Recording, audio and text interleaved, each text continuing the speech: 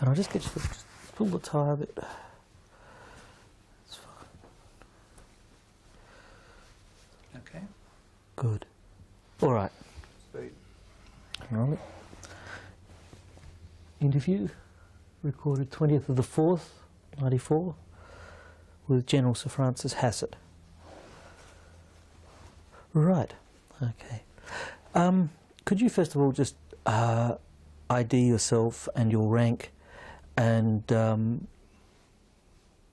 give us a prelude to the battle, as to when you first arrived in Korea, what had you been doing before Korea, just, and a few career details, please. You want my present rank? Yes. Well, I'm General Sir Francis Hassett. I retired in 1975 as chairman of the Chiefs of Staff Committee and as the Chief of the Defence Force.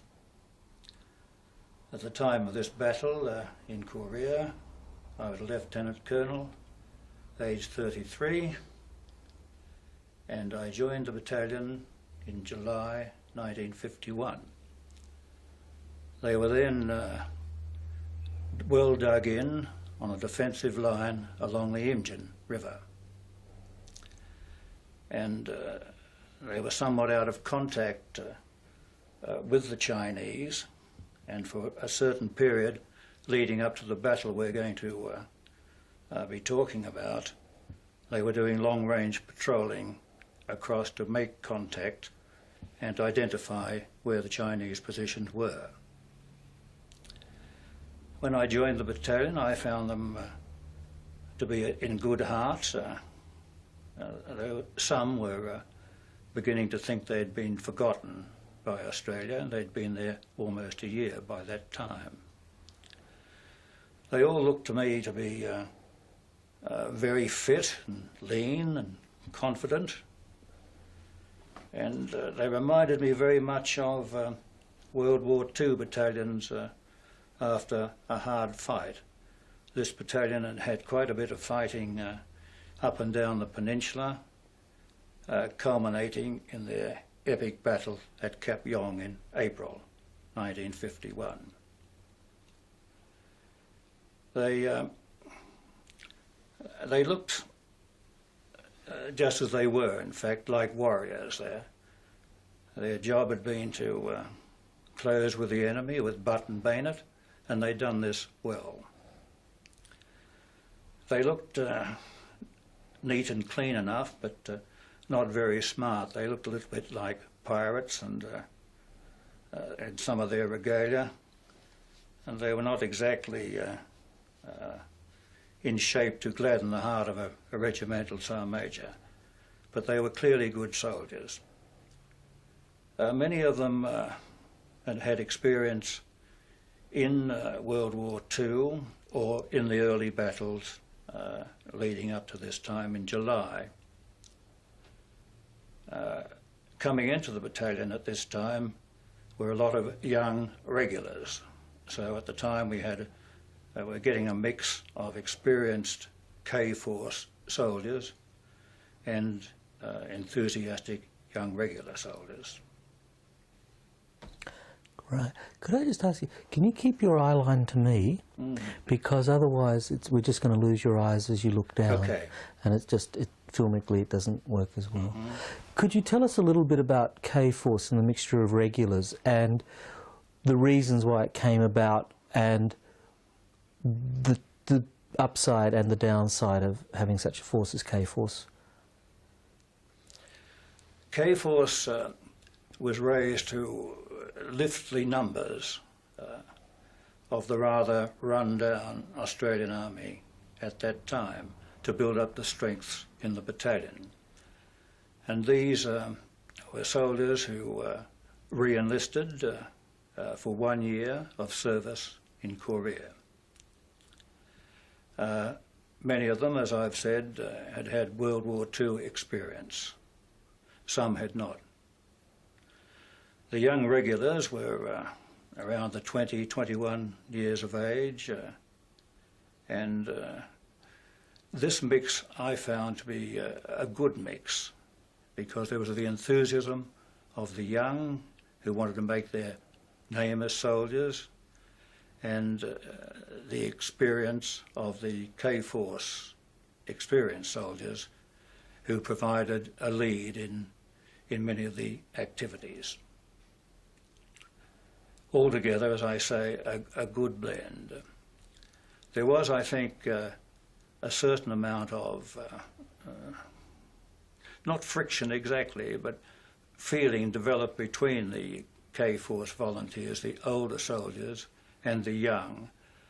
I think because war stories were being told, and the young soldiers probably had enough of this at certain stages.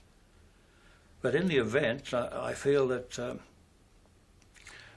the older soldiers, having said what they had done or what they were prepared to do, and the young soldiers having heard this, when the battle came about, I think the older soldiers were determined to show that what they'd said was in fact true, and they set a very good example for the younger soldiers. So a good blend. One of the things, rotation of combat troops was the first time it had been done by the Australian Army, being that it also put them on different rotation, whether you were regular or K-Force, meant that you had a large number of troops changing over at any one time. What sort of difficulties did that accrue? This system of individual relief was a very bad one, and it only happened with the 3rd Battalion during its stay in Korea, and it hadn't happened before, and I'm glad to say it hasn't happened since. What it meant was that as a year passed, a year of service in Korea, those individual soldiers were withdrawn and fresh soldiers, reinforcements, took their place. This changeover of personnel was not just individuals daily, but by dozens daily, and at times I felt as though I was commanding a transit depot in action. The constant turbulence meant that there was lack of cohesion within the sections and the platoons, and also a very heavy loss of experienced NCOs and officers. In the final event, it sorted itself out, but this turbulence continued right up to and during the battle. I had no flexibility in this matter because there'd been trouble about it in the past, and General Robertson, who was the Commander-in-Chief, had spoken to me personally about it. And he'd made it very clear to me that if I held soldiers back from relief, then I would be sacked. It was as simple as that. So it was a very unsatisfactory situation, but being good soldiers, and they survived all this. They overcame it all. Did this mean that you had to look at various ways of keeping the training and the unit teamwork up? Yes. We had a period from July on to October before this battle began, and we did a lot of training at the individual, section, platoon and company level. It wasn't possible, however, to train as a battalion in an attack situation, for example, because we were holding a defensive line and that had to be maintained. But at the company and level and below, we tried our utmost to get the soldiers fit and up to date with their section, platoon and company tactics. The other downside to the battalion at this stage was the lack of numbers, because the reinforcements were not keeping up with the wastage. And companies, instead of being, let's say, 120 strong, which is about their wartime establishment, were somewhere in the 80s. And platoons, instead of being about 35, were about 25. And sections, instead of being 10 strong, were 6 or 7 strong. And this has very big tactical implications, because if you get a platoon, for example, under, say, 20 men, it becomes very difficult to use it as a proper platoon team. Can we just recap a minute and go back? Yeah. Let's just pass the water over, please. Thanks. Can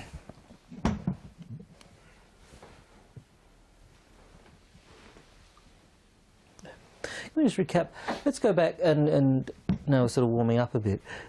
Could you tell us your first impressions? First of all, when did you find out that you would become CEO of the battalion, and your first impressions upon arrival in Korea?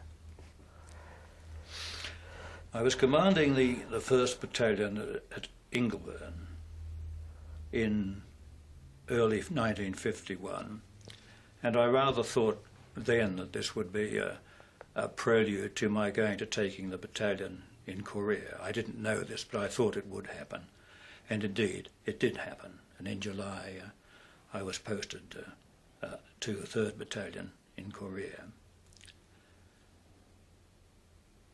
I found the battalion. Am I going to go over the same stuff again? Do you want I'd to? like you to, a little more succinctly. I think we're just warming up before. Okay. I joined the 3rd Battalion in July 1951 when it was occupying a defensive position along the Imjin line. I found the battalion in good heart. Some were a little restless about leave and being, as they thought, forgotten by Australia, but they were fit, confident in themselves and in their mates and in their junior leaders. They looked like warriors, and they were warriors. They'd had experience of closing with the enemy with butt and bayonet, and they'd done this well. In terms of being smart, as a regimental sergeant major would regard them, they were a little bit of a ragtag collection in their dress, and sometimes in their manner and their language, which was quite appalling at times.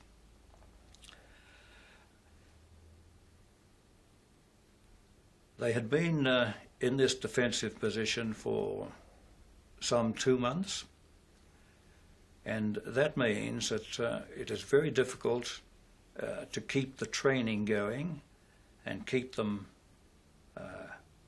up to the mark in the mobile type of activity that they had to do, because they are static and they're busy working on their defences and patrolling. But we did set about, or I did set about, to institute a very heavy training program which covered all facets of training up to the company level. I couldn't do much about training above the company level because the battalion was tied down to its defensive position.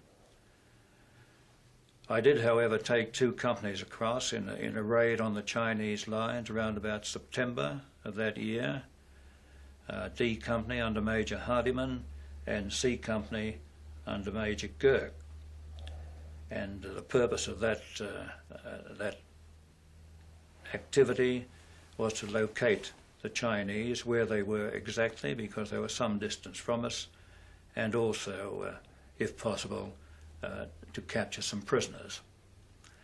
In both these tasks we succeeded. We got some prisoners and we made contact and established where the Chinese positions were. It stirred up a bit of a hornet's nest, and we had to retire rather quickly, but that was part of the exercise. Let's move along. When was you first made aware of Operation Commando?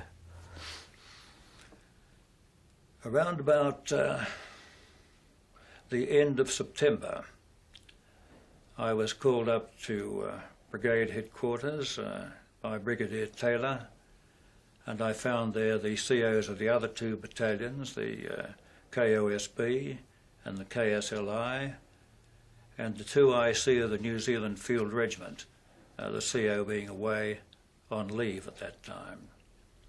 And the brigadier went through this attack, which was to take place in early October, and in our area it meant taking out two very dominant features, 355 Little Gibraltar and one deeper in, 317 Maryang San. The brigadier went through the battle in a very simple way. I was a little concerned about the role being given to the 3rd Battalion because it was a big role. It meant a long approach march with open flanks and then a penetration of about 3 kilometres through strongly held Chinese positions where the Chinese were well armed, well equipped and determined to stay. The other two COs, I think, were perhaps a little more concerned than I was, or perhaps felt that they were in a better position to approach the brigadier and say that this was a very ambitious attack. And they did in fact represent to him that it could be a very costly operation, one pointing out that the brigade could sustain 1,000 casualties. It was the job of the brigadier to reassure these two COs, which he did by pointing out that we had very good artillery and we had tanks and we had air, and that would offset some of the advantages which the Chinese had. In creating a plan at battalion level, was it Brigadier Taylor or was it yourself who devised the plan for the battalion? Brigadier Taylor sketched out at this first conference an outline plan which meant a brigade attack in 2 phases. The first one to take out the big feature 355, Little Gibraltar, and then 2 days later the second phase with 3 RAR to take out .317 Maryang San. My contribution to this plan was an insistence with the brigade commander that we attack 317 from the east along the ridge lines running up to 317. I was determined to do the attack on this line of approach because when I looked at the 317 feature, I could see that all of the Chinese defences were sited to cope with an attack from the south, across the valley to the south. And this was clearly going to be a costly line of approach if we took that line, particularly if we had to cross the valley in daylight. So my principal contribution to the brigade plan was the determination for my battalion to attack along the ridge line running east from 317. And was it from experience that you devised this plan, of previous fighting experience? Certainly. I'm on a lot of tablets for blood pressure. Oh, right. Do you want to just... We've got a small table that we can... Just cut it there. This is just what? This is just for the record, is it? Just roll. This isn't just some show that's going to get canned by Channel 10, you know. No. Just, okay. Rolling. So, it's just in Andrew, how'd that work? No, there were 4, that's it. As long as it looks good. Yep. Right. Okay. Continuing on. Where were we? My experience, I think you're... Yeah. Was it from experience, your World War II experience, that you decided to attack along the ridgeline? Well, at this stage, I'd been in the army for 16 years, beginning as a cadet at the military college. And in all my appointments up to this time, I had been involved in infantry training, in the setting of exercises, the writing of doctrine, and so on. In the war years, I was an adjutant, a brigade major, the chief of staff of division responsible for operations and training. When I was at the staff college, I was the infantry instructor, and so on. So I'd had a lot of infantry type experience to this point. But in particular, I had spent some years in Papua New Guinea, the last year on Bougainville, as the Chief of Staff of the division advancing on Buin. Hence I was very familiar with infantry tactics at that stage, and in particular familiar with the tactics to be used in that type of terrain, the jungle of Bougainville, for example, the terrain there being very similar to the terrain we had to attack over to take Maryang San.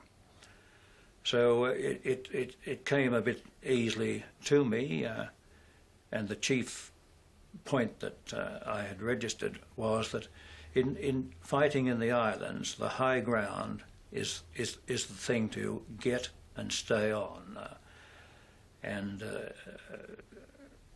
high ground is important because it dominates the area.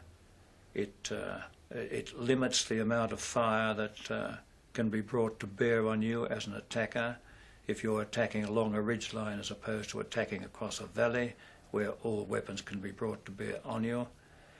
It makes the final phases of the attack easier because you're well up on the high ground, and that's the sort of determinant that made me decide to attack along the ridge line running east from Maryang San. Could you tell us briefly, give us a brief description of Castles and of Taylor, please? Major General Jim Castles, as he was then, was a very impressive man to look at. He's a big, handsome man.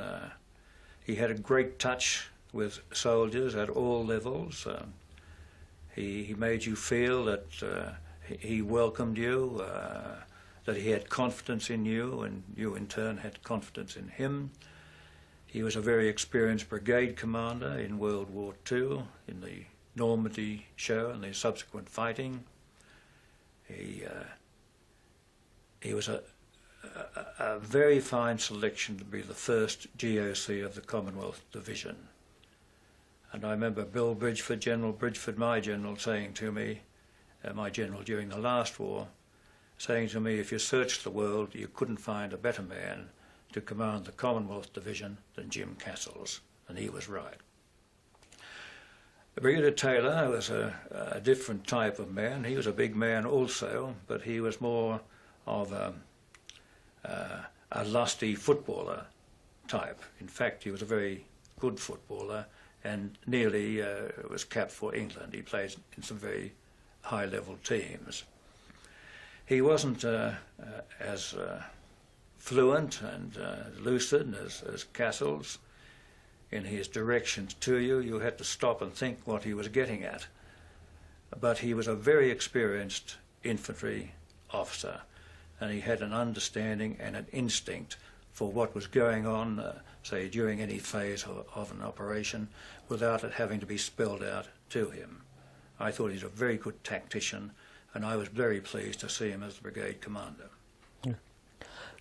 Could we talk a little bit about the plan itself at a divisional, at the brigade and then the battalion levels, and even using your hindsight now, perhaps just talk about the principles, the training principles behind, and what lessons can be learned from the way the plan was laid out? I think if this attack is examined at the divisional, the brigade and battalion level, it would be found that all the accepted principles of war applied in varying degrees to this particular action. Some perhaps a little more than others. But if you take the principle of surprise, for example, it was thoroughly exploited. We did achieve surprise, as anybody reading that account would know.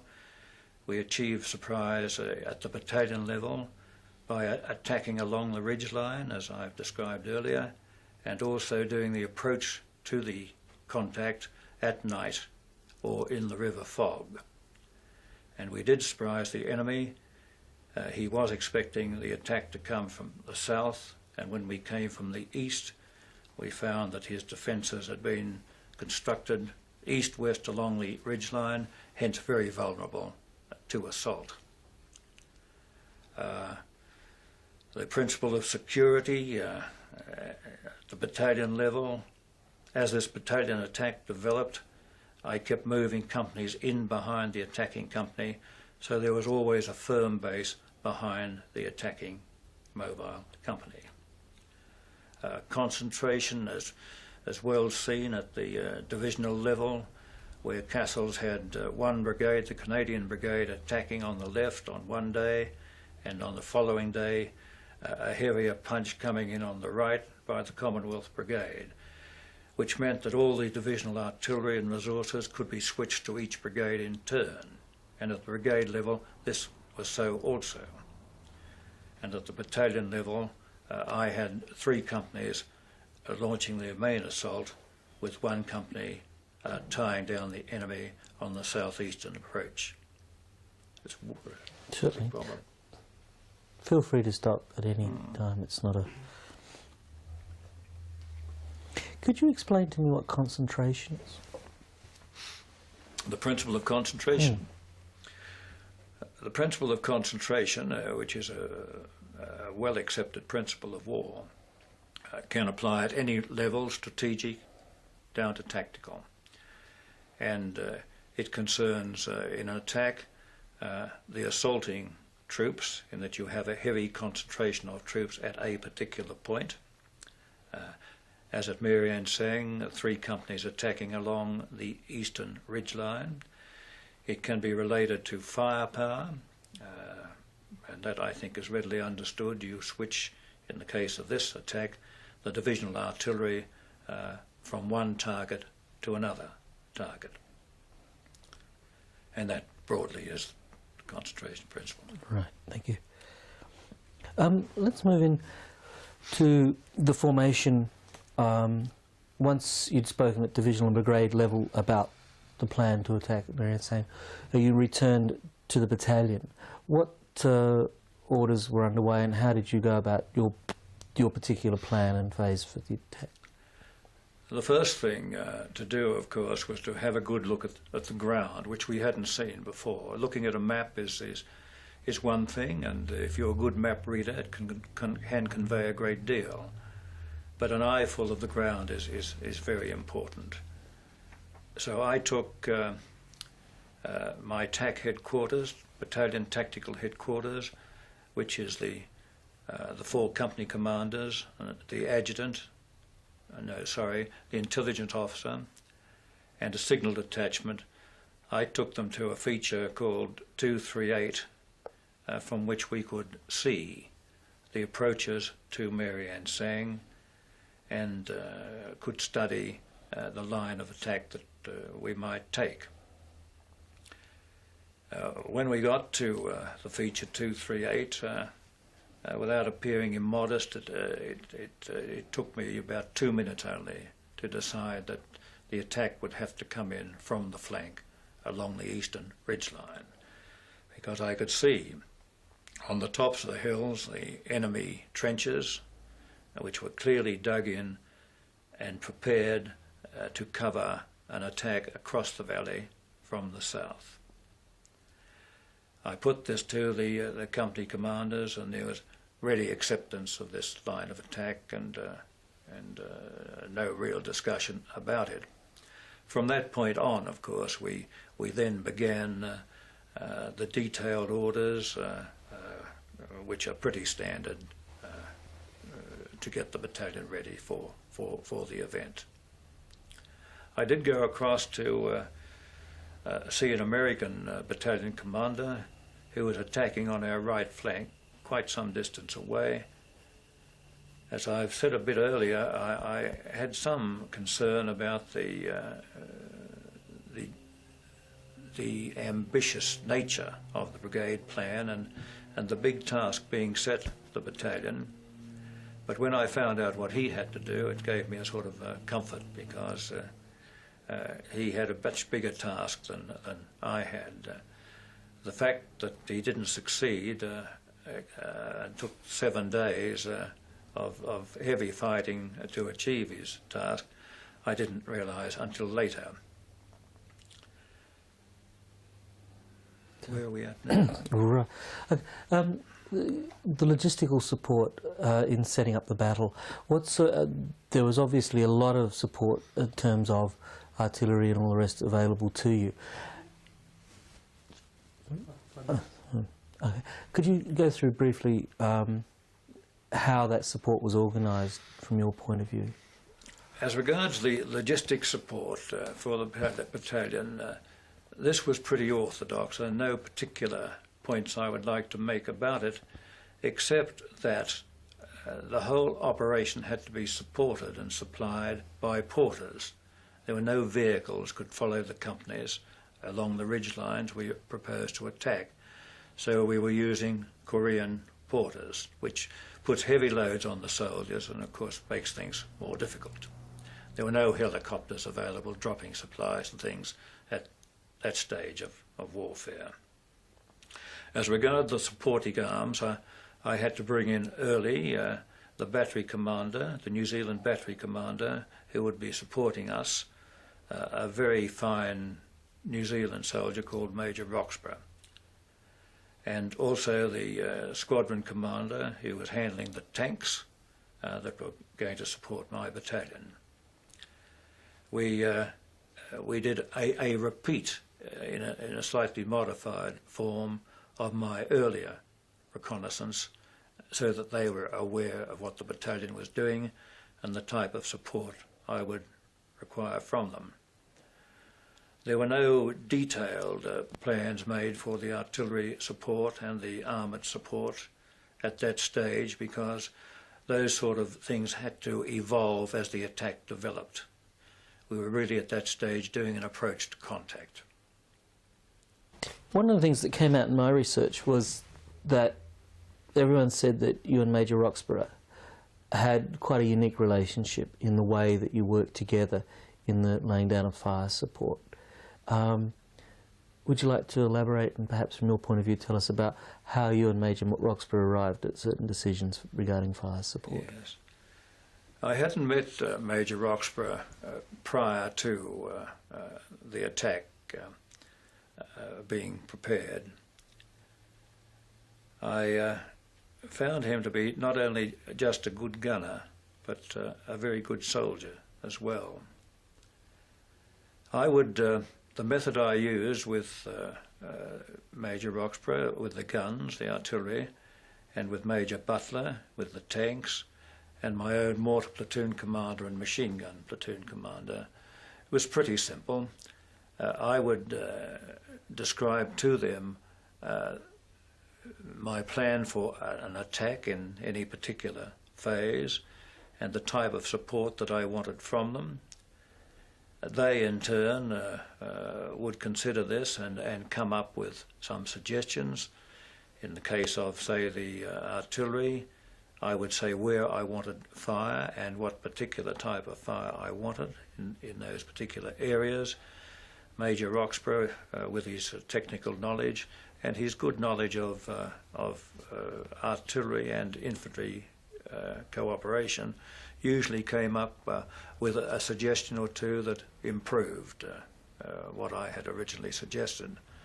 And as a consequence, and particularly as the battle developed, our artillery plans were prepared very quickly, which of course is important when you want to keep the momentum of the attack going. Towards the end, in the final stages of the attacks, for example, when attacking the hinge, we'd really refined this process, and I thought were producing some very good fire plans.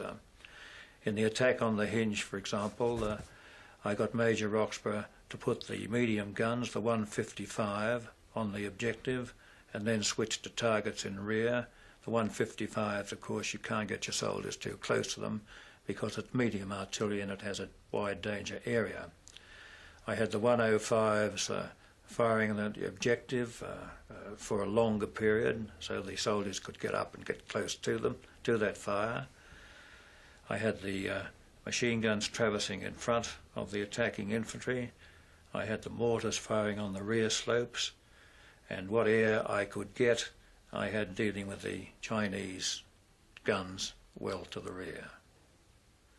So the fire plans with the artillery, and it was very similar with the tanks, were quickly developed and quickly put into execution. The tanks, I might add, the 8th Irish Hussars, were equally good in their ambitions to do their very best by the battalion. The squadron commander, Butler, Major Butler, he kept working tanks into all sorts of difficult positions from which they could bring fire to bear on the objectives. They have a sort of a great spirit in the British cavalry, the Irish Hussars in particular. And though, for example, in the attack I was describing on the Hinge, the artillery and fire for it, I was told that there were up to 40 tanks were firing on that objective, though formally we had half a squadron, which is about a dozen tanks. But what happened, of course, was the moment the regiment, the Irish Hussars, knew there was a good shoot on and they'd be helping the Australians, they seemed to appear in various positions to add their fire to the formal approved fire. Great team. How difficult was it traversing that terrain in the Centurion tanks and the use of them as fire support platforms? The great pity of this attack along the ridge lines was that the terrain was simply too difficult for the tanks to come with us. So essentially they were used as mobile artillery. It would have been great to have had tanks assisting in the actual infantry assaults, but that was not possible because of the terrain. Let's move along to the commencement and the taking of 199. First of all, the movement up to behind 238 for the first night on the night of the second. Could you go and elaborate a little bit about the 50-yard plan so that the enemy was not aware of moving troops up to the front? Yes, there was quite a long approach march up to the 238 general area, and at times this could be observed from the enemy positions, crossing ridge lines, for example. So the solution we came up with to counter this was to move the troops up at 50-yard intervals, which tends not to be detected. I mean, if somebody is watching, they might see one man and then they don't watch again, as opposed to observing a large number of troops moving forward. And this ruse was successful. The build-up was not detected by the enemy. It was a good move. Was this your concept, or? No, it wasn't my concept. I discussed this with Brigadier Taylor, and I pointed out that we were moving up to these forward positions in daylight and we could be observed, and very quickly he said, let's move at 50 yards intervals and they'll never notice, and he was right. So, dealing with the preliminary objective of 199 and the start of the battle on the 3rd, perhaps you could take us through from your point of view the objectives and the first day's fighting. Yes. Well, by the evening of the 2nd of October, I had the battalion concentrated in the general area of 238, and the plan was for the approach to 199 to be made by B Company, followed by A Company at a half an hour time delay. And that's how it occurred. B Company began its move across the valley up to 199 at 3 o'clock in the morning when it was pitch dark, and it was a navigational nightmare, there's no question of that, a very difficult approach march for them, but they succeeded in doing this. They made arrangements within the company to put patches of white on the backs of soldiers, and they approached at times one soldier holding the bayonet of the man ahead, that sort of thing. And they arrived at 199 in reasonable style. They didn't quite know where the enemy was, but they located him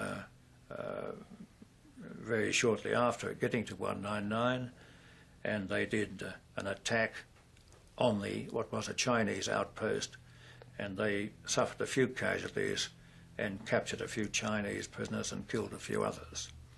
A company following along behind did its stuff well. It got up onto the 199 feature and then took over from B Company, and B Company moved to a ridge line slightly to the northeast. Was there any fire support used before B Company moved out, or was the element of surprise the most important one in this case? There was no fire support for the B Company advanced to contact, because we didn't know precisely where the enemy were, and we wanted to achieve surprise, which we did do.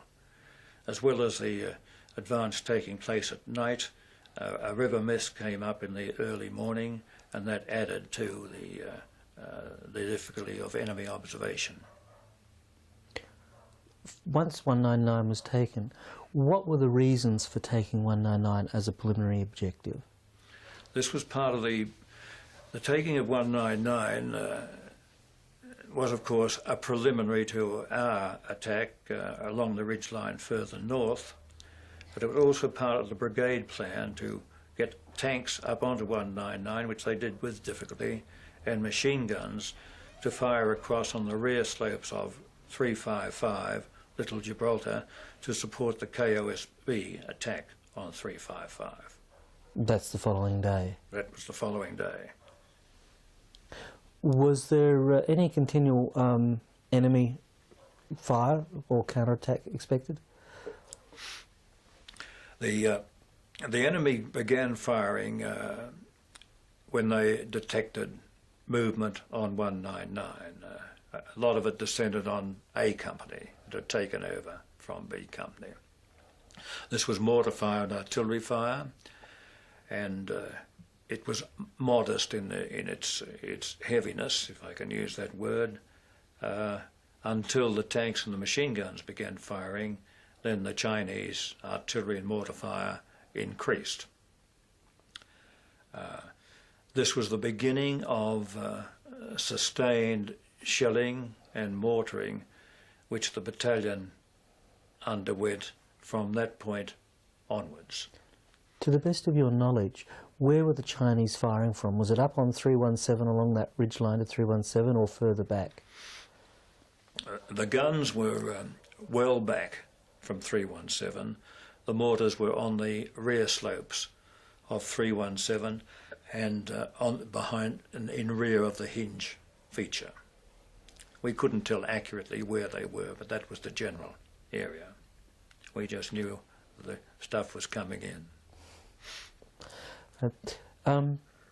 Was there anything else of interest, shall we say, or out of the ordinary for that first day? Everything seemed to go very well to plan. The only thing that didn't go according to plan, excepting the extreme difficulty of the approach march 219, I mean, it's pitch dark and there's a large number of soldiers moving under very broken ground, lots of gullies, waddies, very difficult going. They did very well to do that. That was a good navigational feat. The tanks did go a bit astray, the tanks that were to go up to 199 and support the KOSB attack, and they went rattling up the valley, heading between 317 and 355, heading for, well, China, I guess. And Jimmy Shelton, the company commander, was able to rein them in time. Otherwise, nothing unusual. That evening, Taylor notified you that the KOSBs had not achieved their objective of 355. Could you take the story up from there and C Company? Brigadier Taylor got onto me by line and told me that the KOSB had not succeeded in getting 355 that they had halted short of the objective and were digging in on the lower slopes of the 355 collection of features. He said the trouble was coming from two features, three knolls, known as 220, both known as 220, which were firing and catching the KOSB in enfilade. And he asked me, or ordered me, to take out these two features the following morning. I ordered Girk to do this task. We were able to look at the 220 features, and discuss the task generally. And at first light the following morning, he took off with his company. He crossed the valley in darkness and in the mist, the river mist when it came up. He surprised the Chinese on the first 220 feature, and in a very brutal infantry battle, the leading platoon, which was Pear's platoon, took out that feature. They then, Girk then ordered an advance on the second of the 220 features, which went off in good style, and it was cleared in a similar fashion to the first feature. Girk, with some of his soldiers, then cleared up to the top of 355, where they had a good look round the battlefield, and I'm sure had a feeling of deep satisfaction that they'd captured the KOSB objective, which they had. I told Girk when he contacted me to remain there and overnight and hand over to the CO the KOSB. There was no supporting fire for that attack because it was an in-darkness surprise attack, except for a machine gun section under a Sergeant Morrison, which gave machine gun supporting fire in the final phases of the attack on the 220 features. Girk did use artillery to fire at a concentration of enemy who'd withdrawn from the two features, and I think that was a very successful shoot. Does that include the tanks on 199? The tanks on 119 were firing, of course, across at the 355 feature, the rear slopes. The particular target that Girk got the artillery to fire on was not within the scope of the tanks. The trajectory was not right. Could I just get you one story you told me before, which I'd like you to recount, is the story of Girk and yourself when you asked him to take 355, and he just said, "Will there be anything else?" or something. I've forgotten. Oh, I'll look up my notes. What was it, I wonder? To just ask you to, something about, will there be anything else? And you said, no, not now. Something similar. No, I can't No, remember. not to worry. Not to worry. The thing about Girk, of course, was his ready and quick acceptance of these very difficult tasks. And, he didn't muck about. Which leads to the question of, part of a CO's job is to choose the right man for the right job. In this case, you had 4 company commanders, and in creating your plan, how much of and why did you choose certain company commanders and their companies to do certain jobs, certain tasks? I think in preparing any battalion attack plan, one should think about the company commanders, who are the 4 key people in a battalion attack, apart from the CO. Consider the company commanders and their particular characteristics and qualities. And in the case of this attack, I selected Hardiman, who'd carried out the raid I described earlier for the final assault on 317, because he's a very hard-driving company commander, a very brave man personally, and it was going to be a tremendous effort to cover the ground and get up on top of that big feature 317. So I selected Hardiman for that.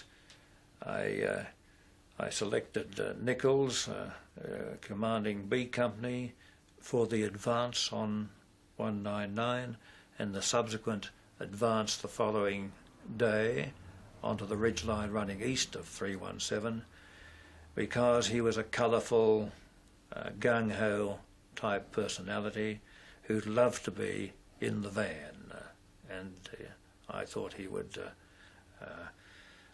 do this particular task well and get his soldiers very enthusiastic about it. I selected Shelton to do the attack up the southeastern slopes from 317 because that was going to be a diversion, and I could set him the task and leave him pretty well to make whatever progress he could. His principal aim was not to get 317, which would have been a tremendous bonus if he could do it, but to distract the enemy and split the fire, divert it from some of the fire from the ridgeline running east from 317. I selected Girk to be the reserve company commander because he was a very experienced, competent company commander, and if you're the reserve company, you are likely to get, as happened, tasks which are suddenly placed upon you, and you have to carry them out in a very short period of time, and there's not a lot of opportunity for long discussion about how it's to be done. And I kept Girk beside me in these preliminary attacks because I wanted him to be thoroughly in the picture and thoroughly in my mind, so that when I gave him a task, he would understand what was required and we'd get the attack underway quickly. Right. Should we go to the morning of the 5th and the actual assault on 317? From your perspective, could you take us through that day? Early on the morning of the 5th, I moved my attack headquarters to a position of observation where I could look across the valley where the main action was going to take place on that day. The plan was for B Company to cross the valley and get a toehold on the ridgeline running east from 317, and then to swing west and attack up the ridgeline.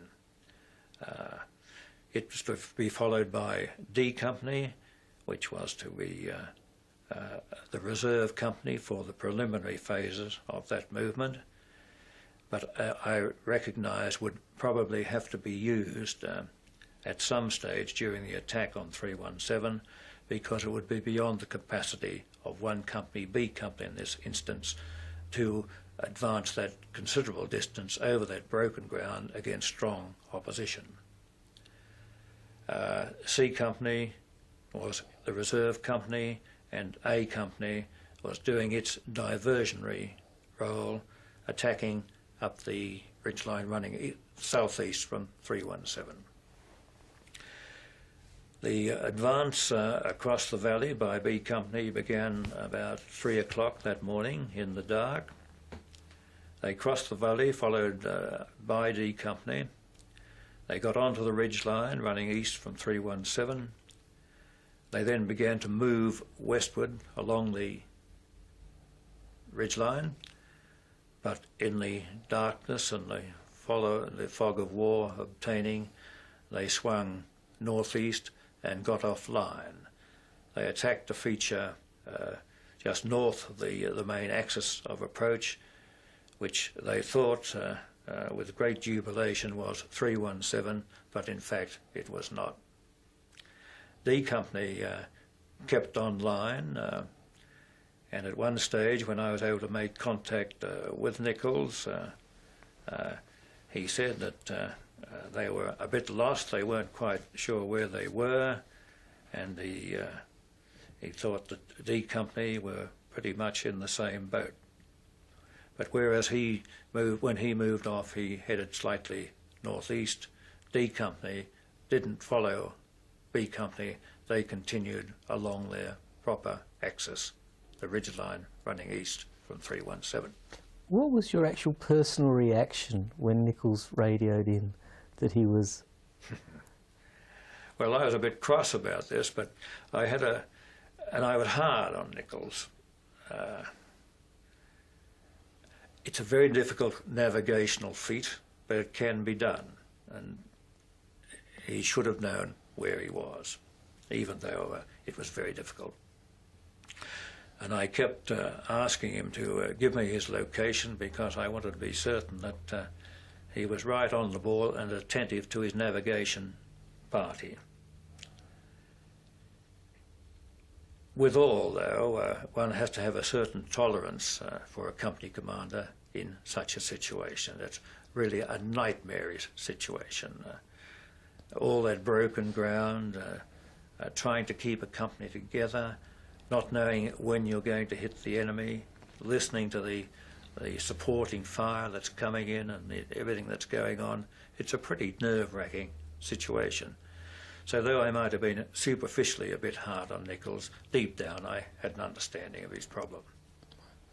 Yet did that work to an advantage later on in the day, being that you secured the flank so that the D Company could continue on? The series of knolls that B Company took out when it got offline worked to our advantage, because when daylight came and visibility was possible, they could look across to the northeastern slopes of Maryang San and see the movement up and down those ridge lines, which they were able to fire on with machine guns, and in particular with the mortar and artillery. So as well as helping the subsequent attacks which were made by D Company and later by C Company on 317,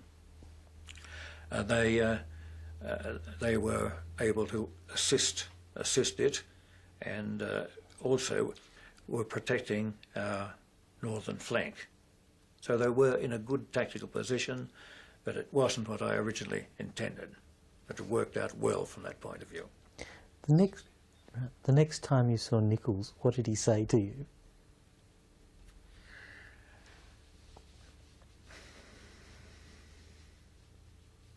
The next time I saw Nichols was when I gave him orders to move through C Company and attack the hinge. And he made some comment about the difficulty of navigating in that situation, which was perfectly correct. And as he was about to embark on a very difficult attack, I just glossed over that, and we got on with the business in hand, which was the attack on the hinge. Continuing on then, D Company then continued up the ridge line and made contact with the enemy. Could we pick up the story from your perspective of, I suppose, once the contact been made and as they worked their way up the ridge line, what was going through your mind as CEO at that stage? And were you thinking one step ahead? What was going through your mind? D Company at this stage of the attack was in a very difficult position. They'd been strung out in the approach march across the valley and up onto the ridgeline, and then in moving along the ridgeline, they had to cross gullies and things of that nature. So they were not in a coordinated company disposition in the early stages, nor did they know precisely where the enemy were. But when they got onto the ridgeline, Major Hardiman, the company commander, got control of them and put one platoon on the northern slope of the ridgeline and one on the southern slope of the ridgeline, so that they could advance two platoons up along the ridgeline with one platoon in reserve. The fog was lifting and descending again, a very difficult situation for the company. Hardiman gave orders for the advance along the ridgeline to proceed. They got in very close to the Chinese positions within a matter of tens of yards. When the fog lifted and there was Hardiman and his company headquarters right in front of a Chinese machine gun which opened up and wounded him and a few others before it was silenced. They went ahead with the attack, Hardiman still exerting control, though he was in the prone position. He'd been badly hit in the thigh. And they took that first feature, with the first of a series of 3 knolls leading up to the Maryang San position. They took it in good style and consolidated on it and got themselves sorted out. The first thing that Young, the senior platoon commander who took over from Hardiman when he was hit, wanted to know was where he was precisely on the ridgeline. He knew he was on the right axis of approach, but he didn't know precisely where. And I was amused because I was looking at this from across the valley from my TAC headquarters, and a voice said to me, "Get him to show his air panel, sir," which is, a fluorescent panel for identification to air. And the man who made the suggestion, in fact, was the company signaller. And I thought he was pretty quick in doing this. And it shows in a small way, I think, how the soldiers had identified with the attack. It was a good suggestion. I got him to show his air panel and was able to tell him precisely where he was. We then, of course, had to continue the attack. This was the first of the main features being held in forward of Maryang San, the first of a number of Chinese positions. And I talked to Young about continuing the attack. He'd taken some casualties in the first attack where Hardiman was hit. I was in some doubt, given the difficult approach march he'd had and the fact they'd taken casualties, about his capacity to continue the attack on Maryang San. He was a very composed, a young platoon commander. He said yes, he could go on. He wanted 20 minutes of heavy supporting fire and he'd attack the next features. And with my battery commander and tank commander and the mortar platoon commander and the machine gun platoon commander, we laid on a very heavy supporting fire program for his next attack, which went in at 2 o'clock that afternoon. And a very fine attack it was too. The leading platoons kept up very close to the supporting fire, so that when it lifted, they were just about on top of the Chinese positions, which meant they caught a lot of the Chinese sheltering in the deep trenches they dug below the firing bays, and running along the top of those trenches, firing down into them, they inflicted very heavy casualties on the Chinese. I think, in fact, they killed 68 and they took 35 prisoners, which is quite an effort for one company. Repetition.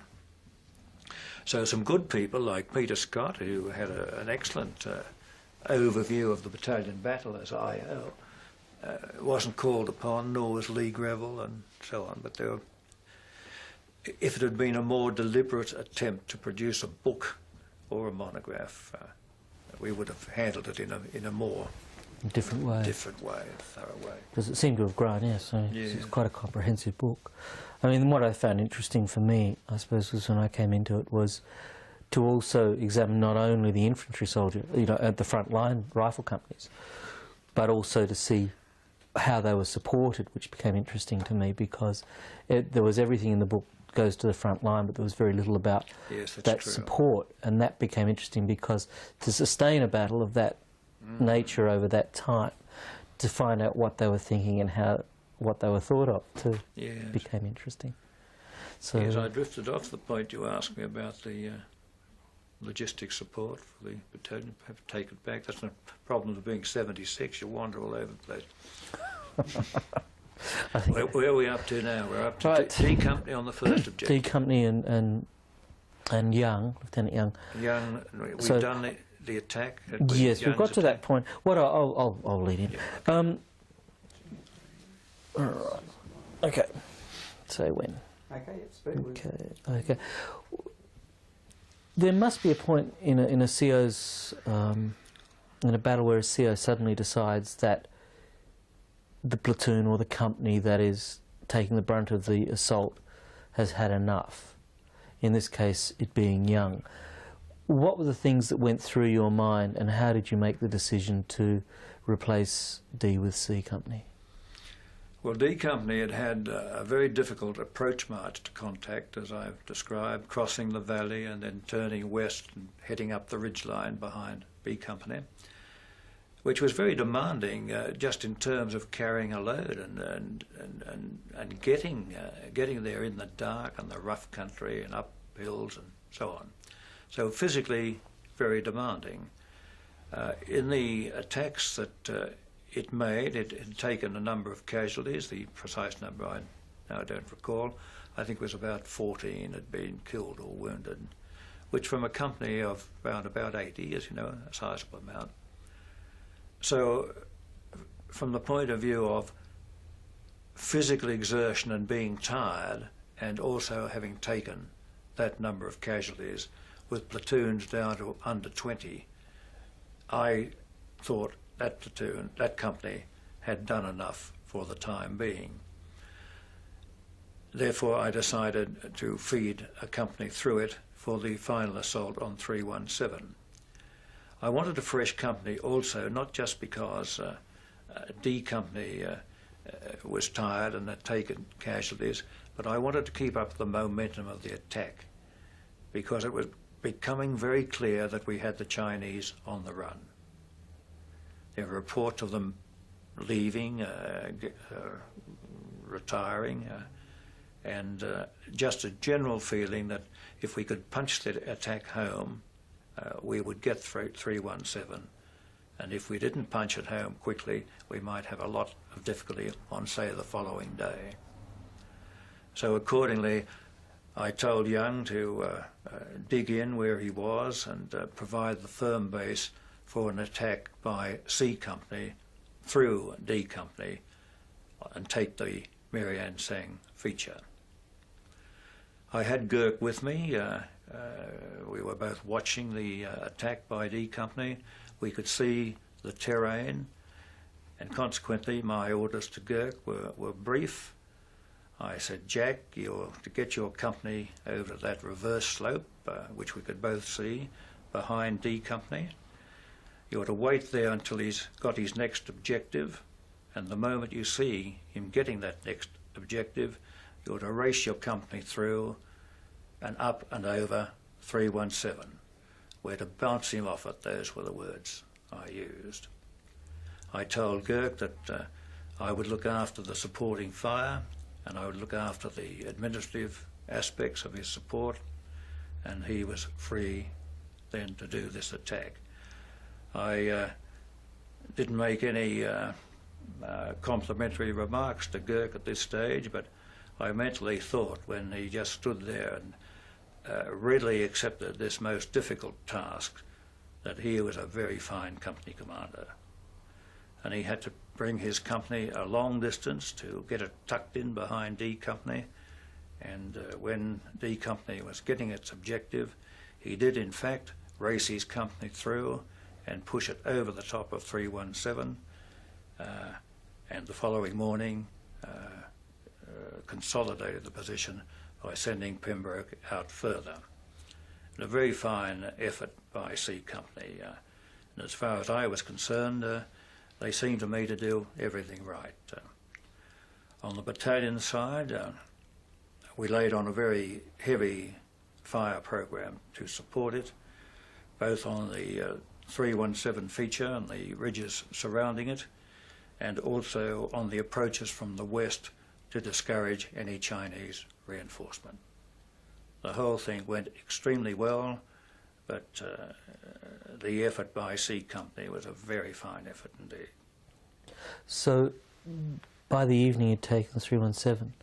It seems to me that one of the things that, one of the lessons was always have somebody in reserve.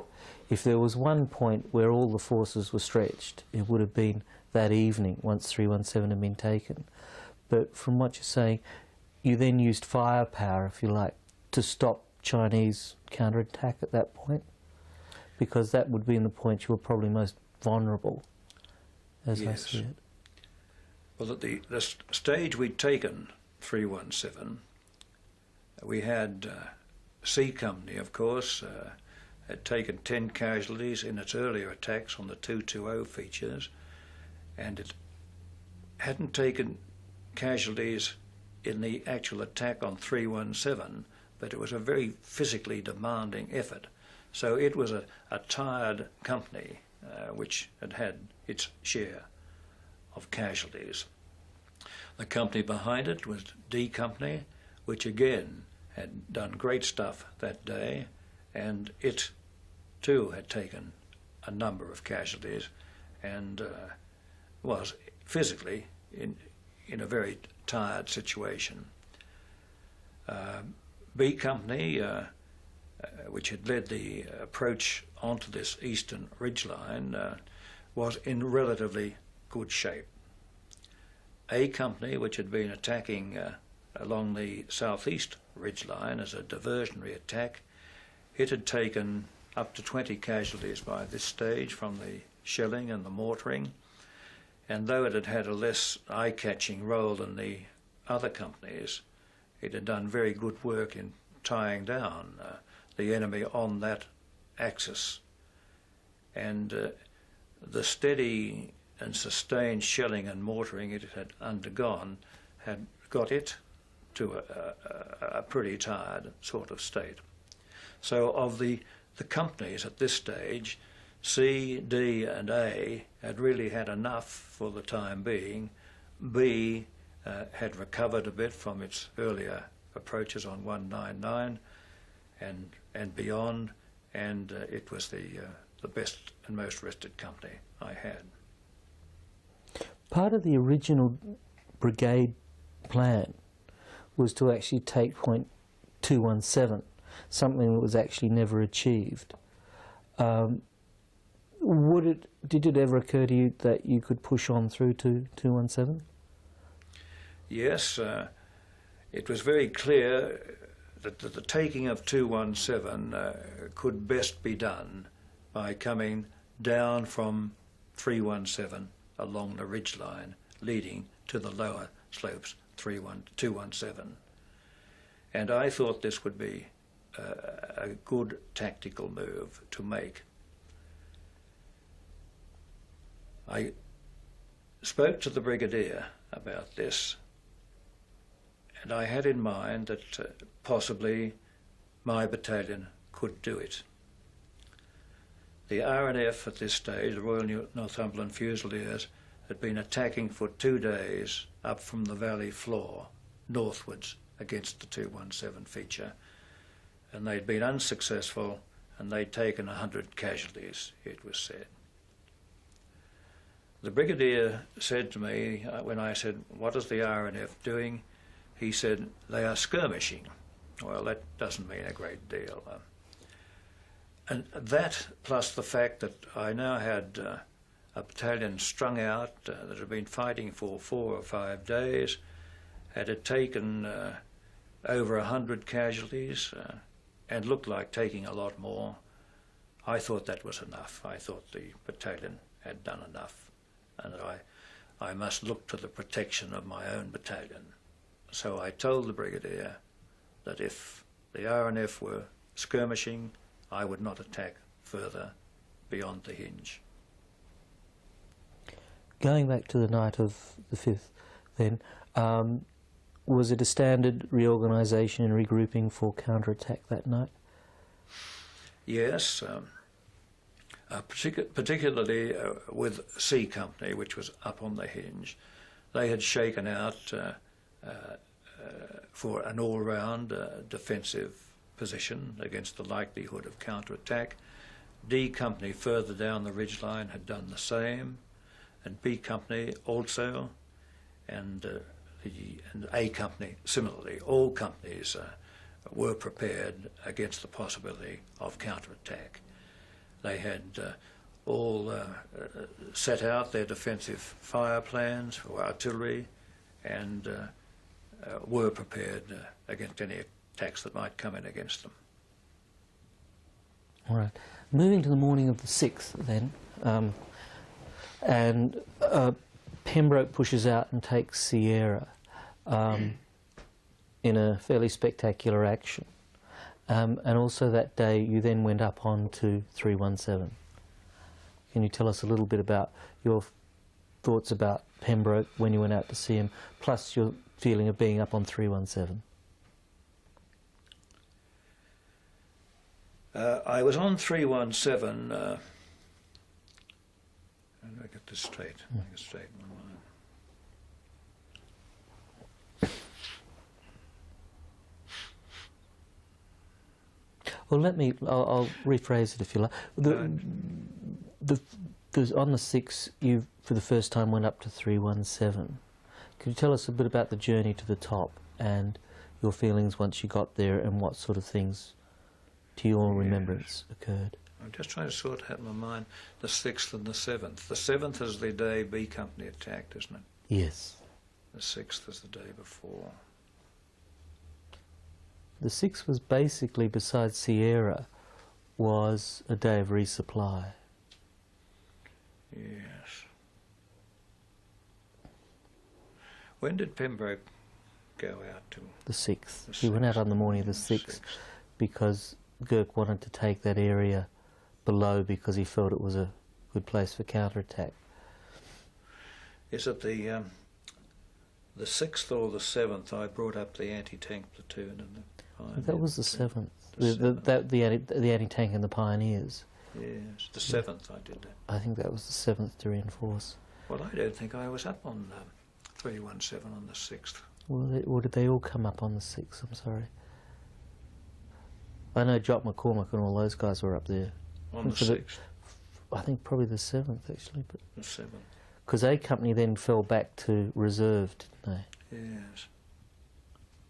I'm trying to work out in my mind whether I went out to Pembroke on the morning of the 7th or the morning of the 6th. The anti-tank platoon came up on the 7th, is that right? As far as I'm aware, yes, it was the 7th they came up. 7th. Yes. I think we better skip that question. I'm a bit Well, vague all about right. Well, let's get 6th. into The what dates. Dates. yes. What we'll do is skip the dates if they because the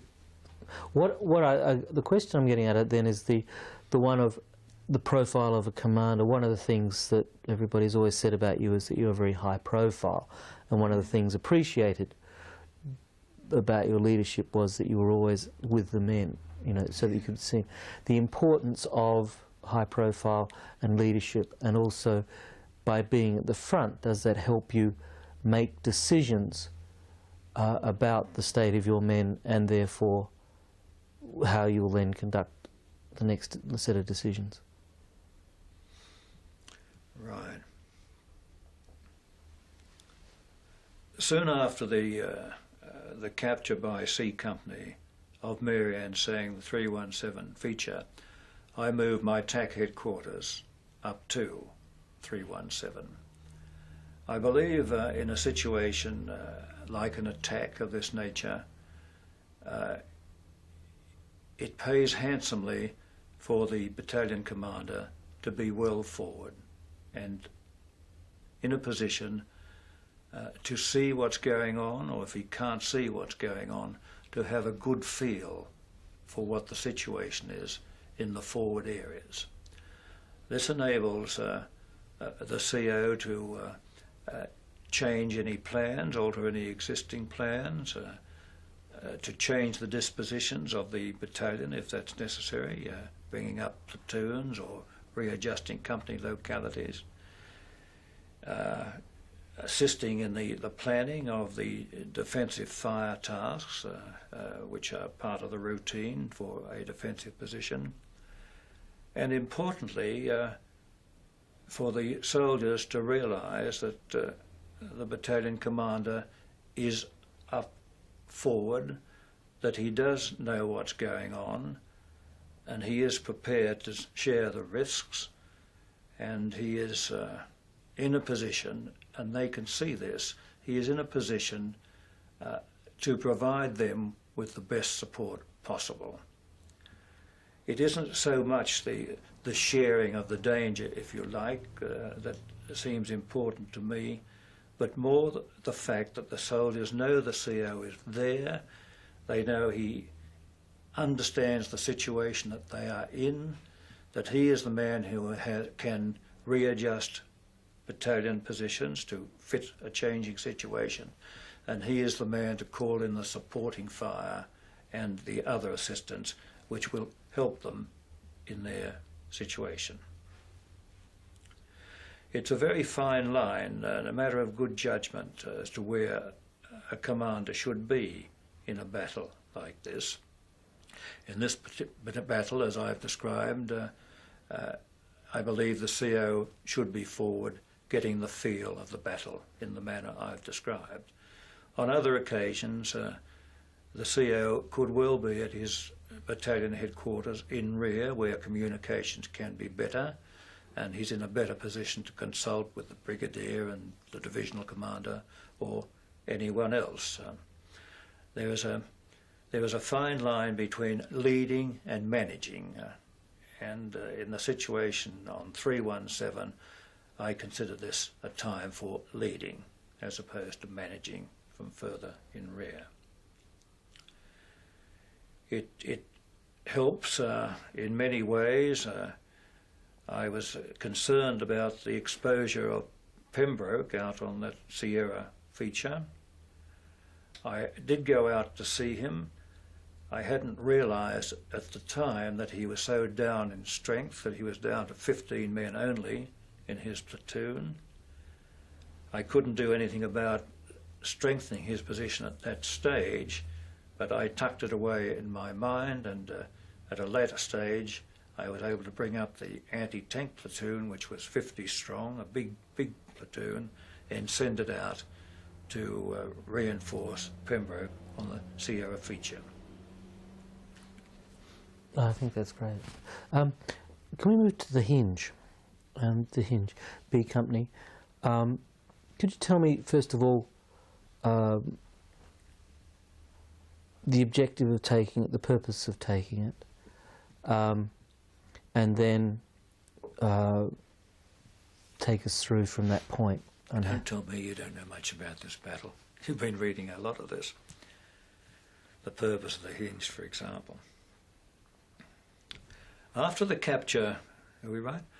After the capture of 317 and the establishment of Pembroke on the Sierra feature forward of 317, it was clear that the Chinese were still holding strongly a feature called the Hinge, which was slightly deeper into their area, and the ridgeline running down from the Hinge feature to a feature known as 217. And that until he was eliminated from those positions, we could not say that we had captured 317 and were sensibly holding 317, because it was clear that if he stayed on the Hinge and the ridgeline running down to 217, he would be in a position to attack us with mortar and artillery fire and launch counterattacks from a very close-in position. So the taking out of the Hinge was a very desirable tactical move. The brigadier spoke to me about taking the Hinge. I must confess at this stage that I thought that 3RAR had done a lot of very successful fighting and could reasonably be said to have done enough. But I accepted the Brigadier's order to take the hinge. It was more of a request, really. It was a discussion. You know, what can we do about this? And I said we would take out the hinge feature. And the best situated and most rested company, if any company was rested, to do this was B Company. And I gave my orders to Nichols to move his company that night from his present position, which was just north of the 317 feature, or northeast of the 317 feature, through over 317 and up to join Pembroke on the Sierra feature during the night, preparatory to attacking the hinge the following morning.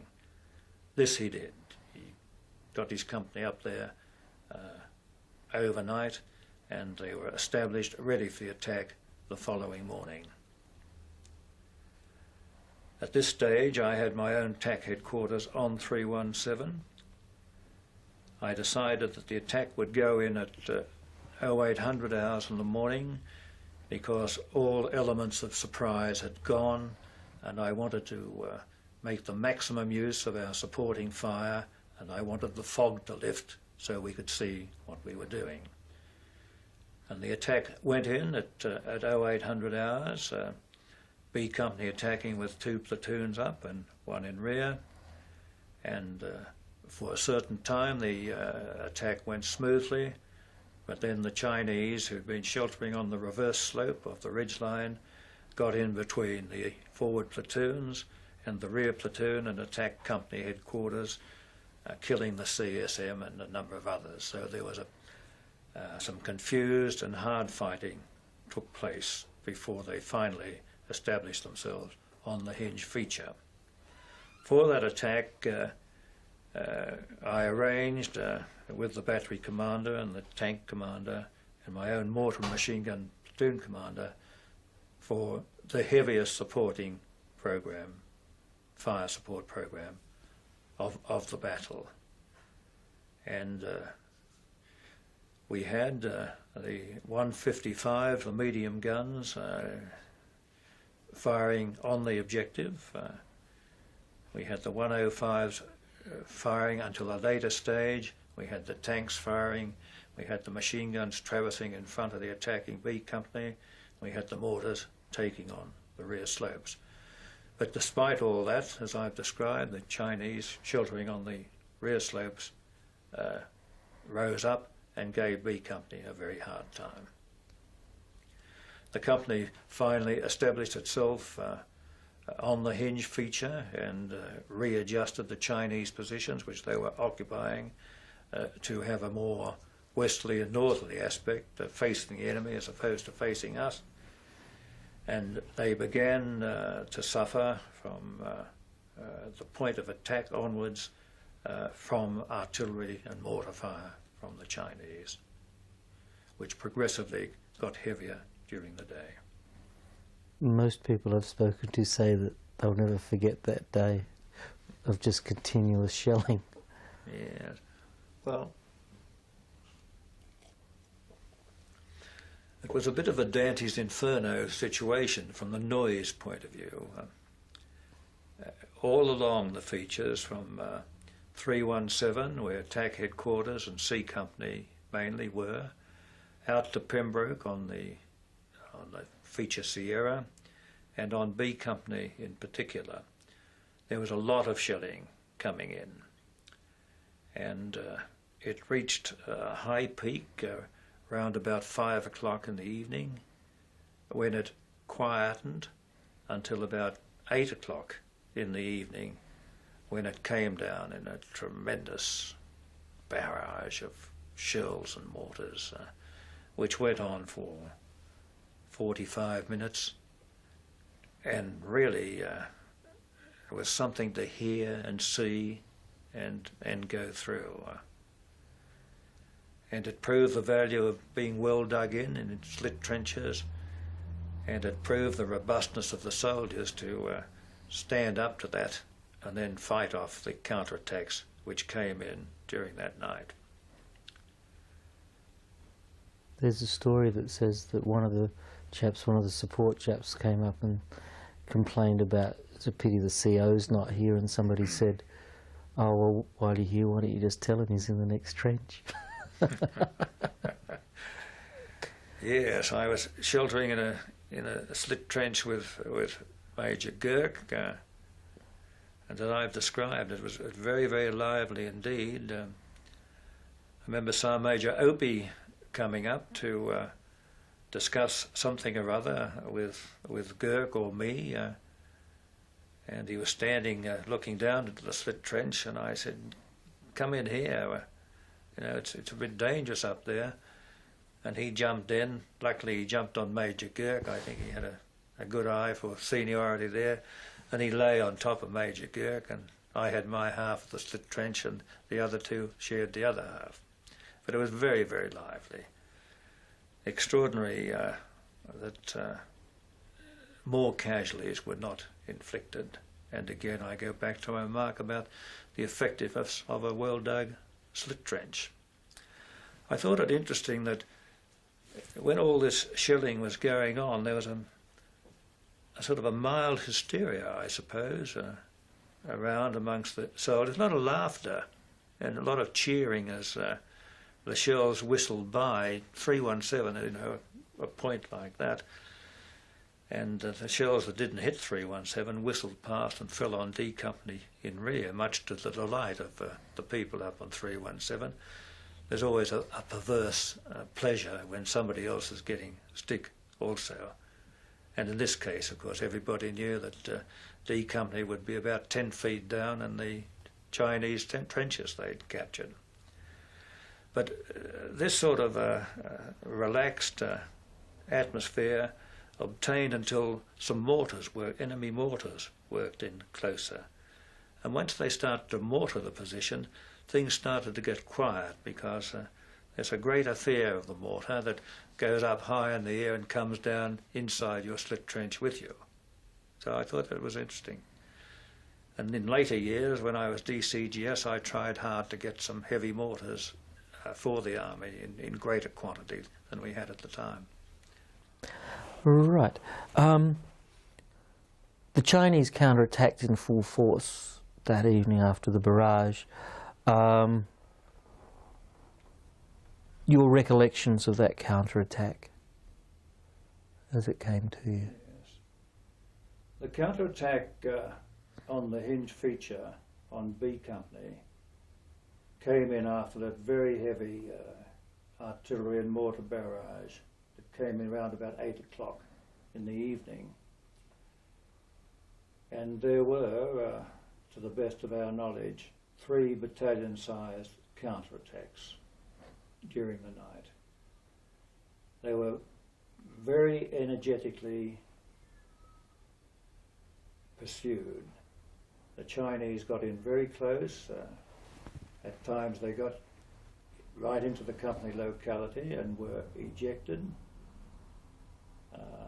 They gave a lot of concentration against the men firing the LMGs by throwing grenades at them. It was a very lively fight and a great effort by the already down in numbers B Company. Could I just ask you to just put the glasses down, please? Because they're just something in and out of frame of it. Are you going to tell me about the cat? It sounds like it. Stop. Okay, spoon.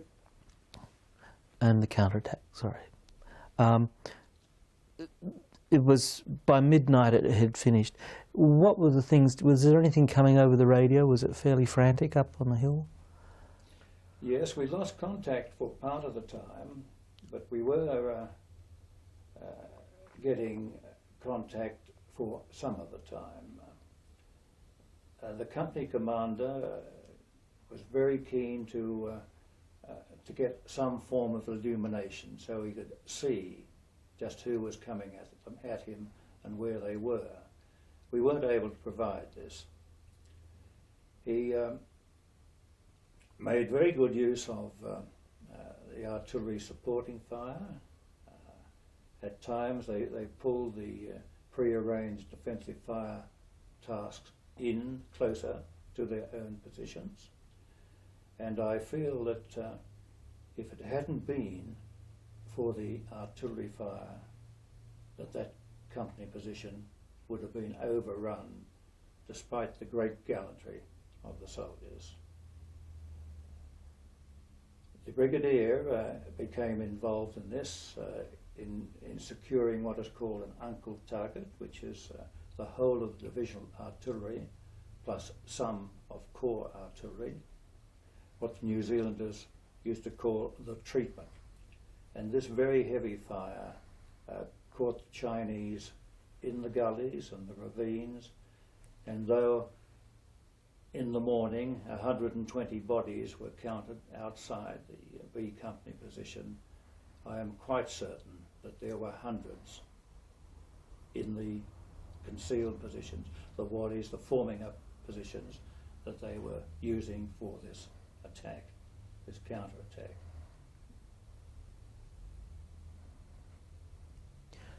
The next morning, it was all over, basically.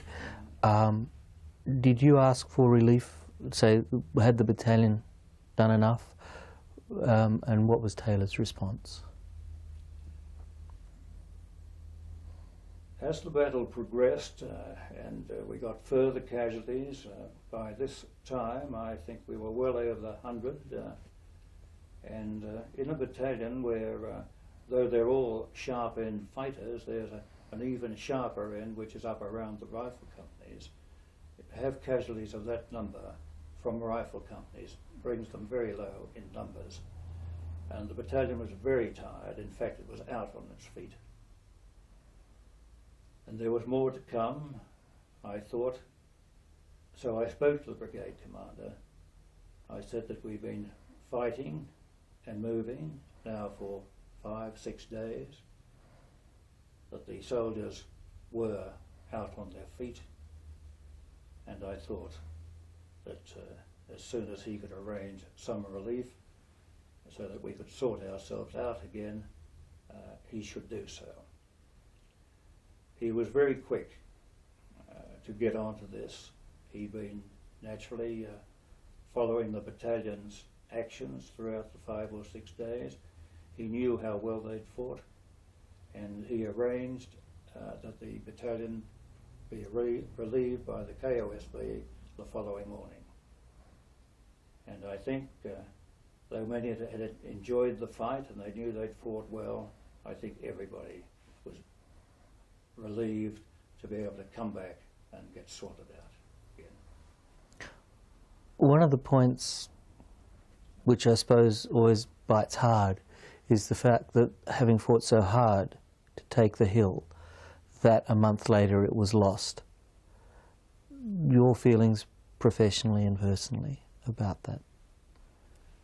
We were very disappointed to see that 317 was lost about a month later.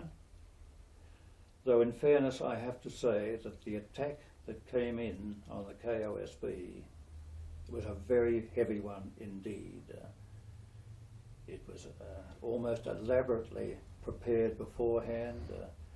Trenches were dug almost up to the 317 positions so that the Chinese could creep along them and be protected and lie up there for the attack. And it was a very heavy attack indeed. I'm not at all sure that the Australians would have been bundled off 317, because they have a great tenacity and they're always determined to stay, and they would have fought it out.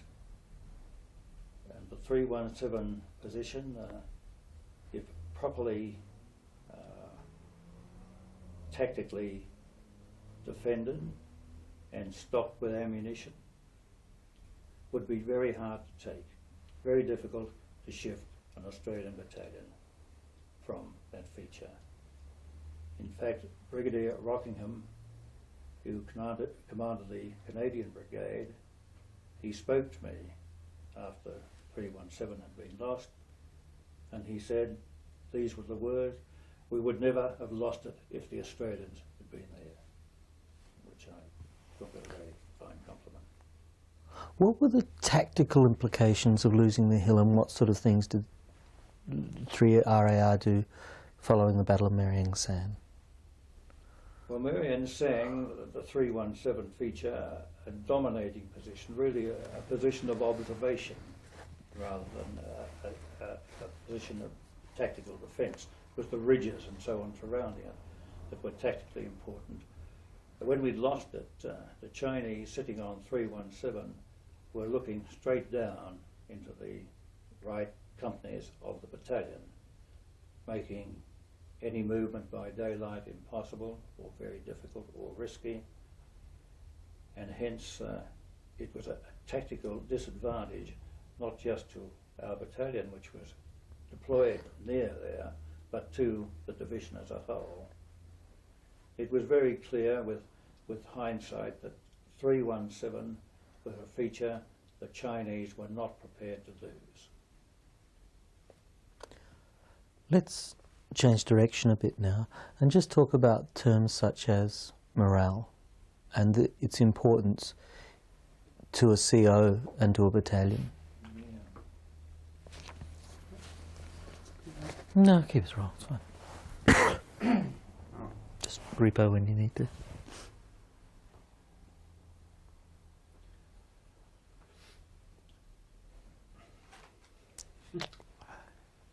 On the question of morale at the battalion level, and briefly, I think it's very important that the CO realise, that the soldiers realise that the CO and the company commanders and others are very concerned about their well-being. Just start it again, because I think this is important. I'll just get you the well-being. Sorry, because I can see what's going to happen. On the question of morale, I think it's very important at the battalion level that the soldiers appreciate that the battalion commander, the company commander and others have a very real concern for their well-being, that they do want to see them properly trained, properly equipped and working to a good plan. That though they know, or I knew, that casualties would be taken, that I and others would be doing everything possible to minimise those casualties. And we did, in effect, by attacking from an unexpected direction and by the use of darkness and the river fog. I think it's very important that after an action, the soldiers are told, frankly and honestly, what they have done, whether it's good or it is bad. And in the case of Maryang San, it was undeniably good, and it had a great morale uplifting effect on the battalion when they knew and that it was recognised that they had fought well. What could I ask? One of the things or hallmarks of, it seems, of the Australian infantry is that Yes, I'm listening. we don't. That it's important to keep loss or casualties to a minimum, but casualties are inevitable in a situation such as this. Could you comment on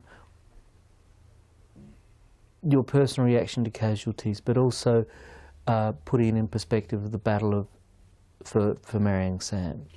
Could I first go back to morale? Certainly. As though I'd remembered to put it in, I've forgotten. No, that's all right. In regard to morale, it is very important to keep the soldiers well informed, so they know what to expect and what is likely to happen to them. It's important that the soldiers have a general idea of the big picture, but that tends to be of interest only. Those in companies need to know the general outline of the company plan for the action they're going to undertake. They need to know well the platoon and section plan. what has to be done and how it is to be done. It becomes particularly important because when casualties are being taken, often the first to go, or amongst the first to go, are the junior leaders.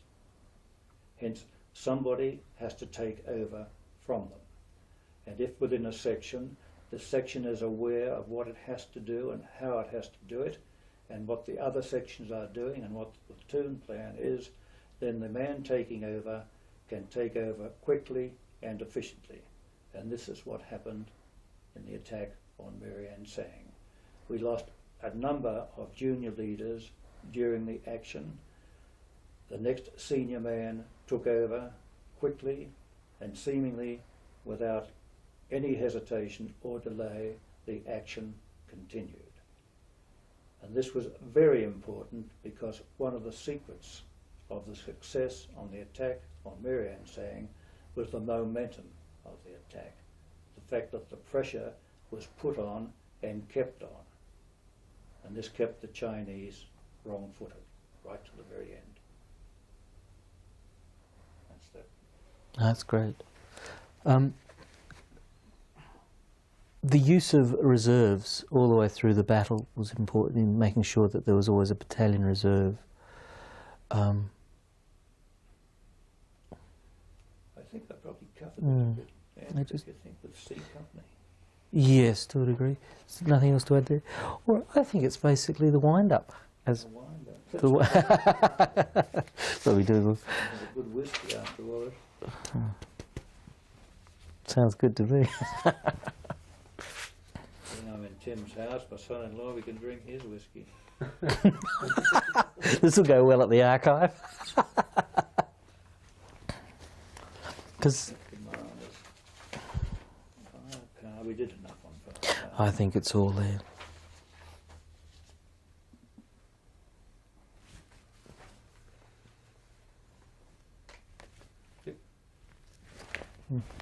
Just come out slow.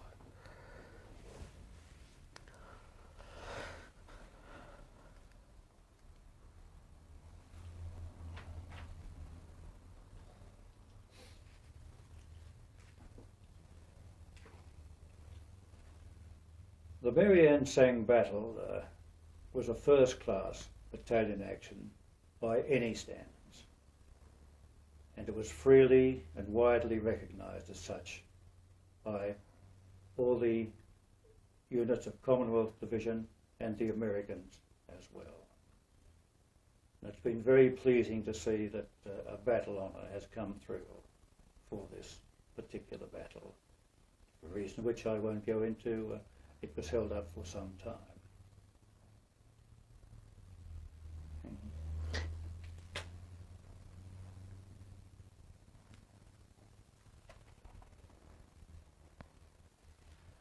Some years later, when I was CGS, I went back to Korea on an official visit.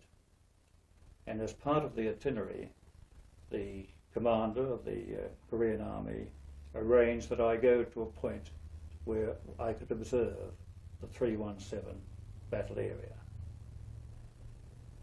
And there, the Corps commander had arranged for some 200 young Korean officers to be present to hear the description of the battle and see the ground.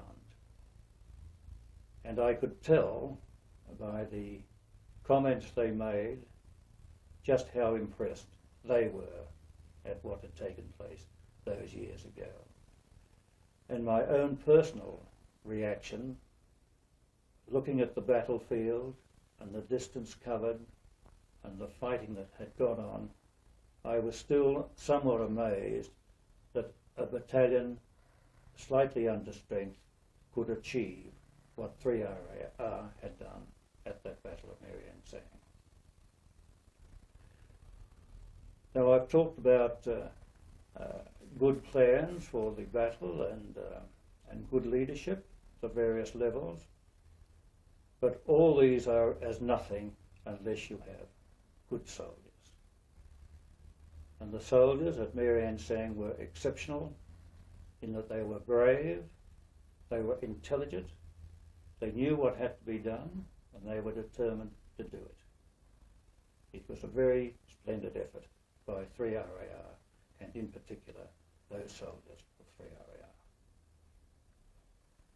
One thing that personally for me, after 6 days of fighting as commanding officer, when finally the relief was given, what did you do?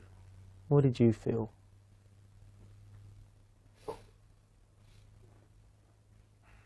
I was exhausted, totally exhausted.